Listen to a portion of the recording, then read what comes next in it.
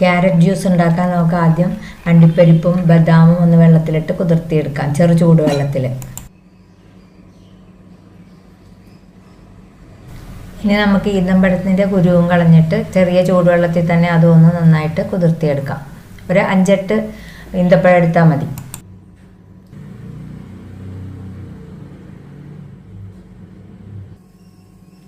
ഇനി 2 ക്യാരറ്റ് എടുത്തിട്ട് നമുക്ക് ചെറിയ പീസുകളാക്കിയിട്ട് കട്ട് ചെയ്തെടുക്കാം.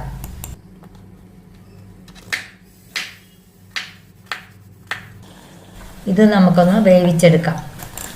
ഇനി ഒരു മിക്സിയുടെ ജാർ എടുത്തിട്ട് നമുക്കതിലേക്ക് വേവിച്ച ക്യാരറ്റ്, ഈന്തപ്പഴം, കശുവണ്ടിപ്പരിപ്പ്, നമ്മുടെ പഞ്ചസാര, ഒരു കഷ്ണം ഇഞ്ചി എടുത്തിട്ട് പാൽ ഒഴിച്ചിട്ട് ഒന്ന് മിക്സിയിലിട്ട് അടിച്ചെടുക്കാം.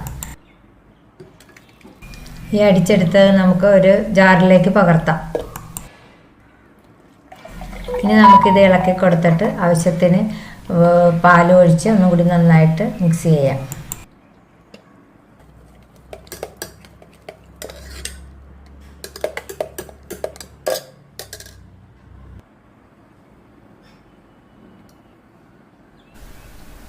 നമുക്കിനി ഇത് ഗ്ലാസ്സിലേക്ക് പകർത്താം.